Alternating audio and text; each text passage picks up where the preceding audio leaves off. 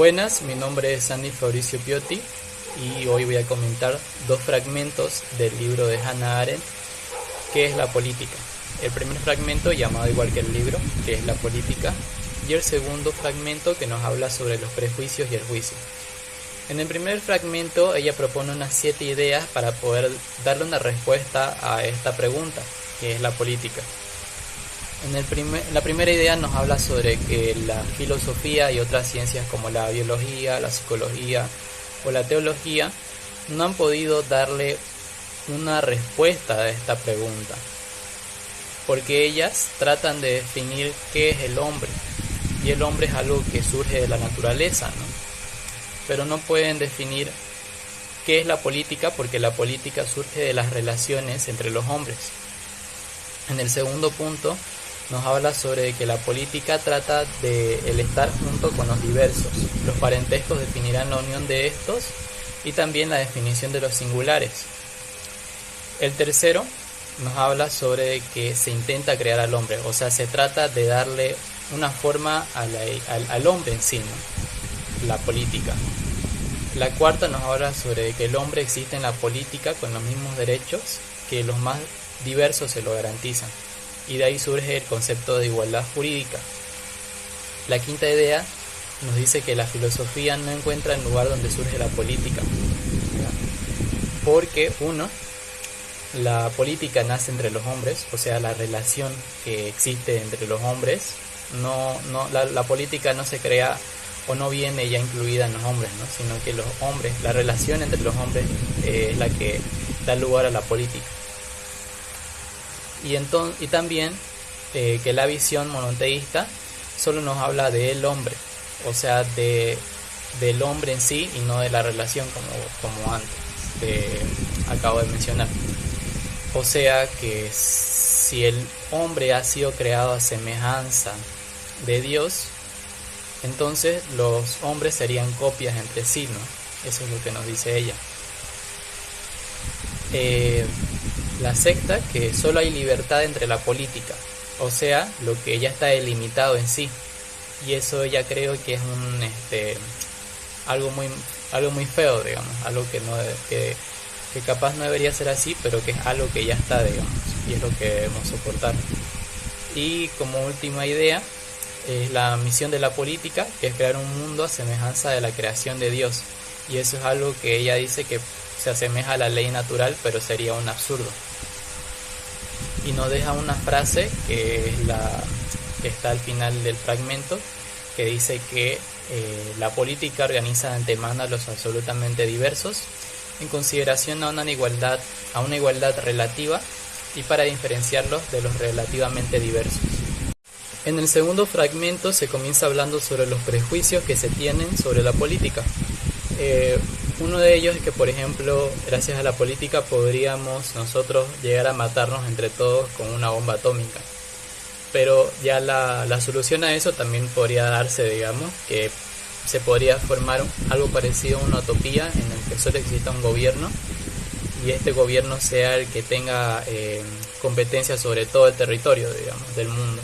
Pero en eso hay algo en eso que causaría una forma de dominación despótica. O sea, yo no podría ir a quejarme con nadie porque el único que está gobernando ejerce una dominación sobre mí y no tiene ningún tipo de freno. Y también nos habla sobre los prejuicios que se tienen en general, como por ejemplo que la política de interior se basa en ideales mezquinos y que la política de exterior se basa en propaganda engañosa y muchas veces violencia. En la segunda parte de este fragmento se nos dice que es imposible poder eliminar totalmente los prejuicios y cambiarlos por juicios. Eso sería un esfuerzo sobrehumano. Sería estar todo el tiempo tratando de buscar juicios en vez de tener ya la idea hecha en tu mente para soltarla, digamos, para decir esto. Los prejuicios tienen un pedazo del pasado, también nos dice, porque en su momento se basaron en fundamentos legítimos. O sea, en el pasado los prejuicios son cosas que yo saco del pasado porque en un momento tenían fundamentos irrefutables, ¿no? Pero que con el paso del tiempo ya se van haciendo prejuicios porque no estoy seguro de si siguen siendo o no ciertos. esos juicios, ¿no? Las palabras juzgar, también nos dice, tiene dos significados, lo que va de lo singular a lo particular, o sea, cuando ya tenemos los criterios ya establecidos y lo único que tenemos que hacer es compararlo con lo que ya tenemos, y entonces comparamos ese algo singular con algo ya general, o sea, algo que ya estuvo antes. El segundo significado de la palabra juzgar va más cuando algo es nuevo, o sea, cuando yo no tengo los criterios preestablecidos como en la anterior definición. Entonces yo me debo basar en la evidencia de los juzgados y en la capacidad humana del juicio. También nos dice que para superar la crisis, o bueno, nos pregunta, ¿qué debemos cambiar, el hombre o el mundo? Y ella nos deja en claro que si elegimos al hombre, esta elección o esta respuesta sería apolítica, porque la preocupación de la política va a ser siempre el mundo y no el hombre en sí.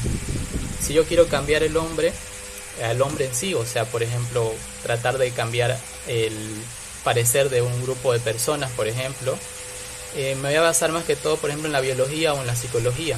Y estas ciencias tratan de saber qué es el hombre, ¿no? Pero la política nos dice que se trata sobre las relaciones que existen entre los hombres, ¿no? No el hombre en sí, no el hombre individual, sino las relaciones entre hombres.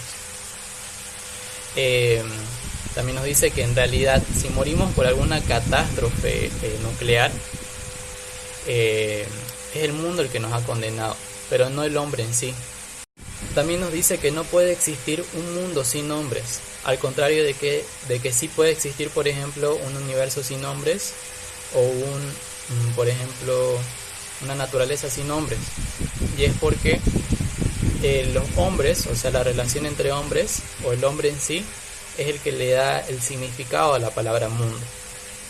También nos dice que si morimos por alguna catástrofe como alguna guerra nuclear, es el mundo el que nos ha condenado, no el hombre en sí, porque el mundo es la relación entre los hombres, ¿no? Y esa relación es la que ha dado lugar a que exista esta guerra nuclear, ¿no?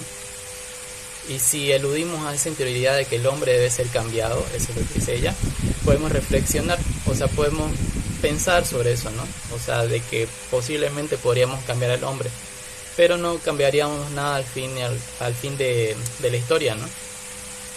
Y para terminar, ella nos da una objeción a lo que acabo de decir y nos dice que si las capacidades del hombre pertenecen a su esencia y fracasan, ¿no debería cambiarse la esencia del hombre para cambiar el mundo? Muchas gracias.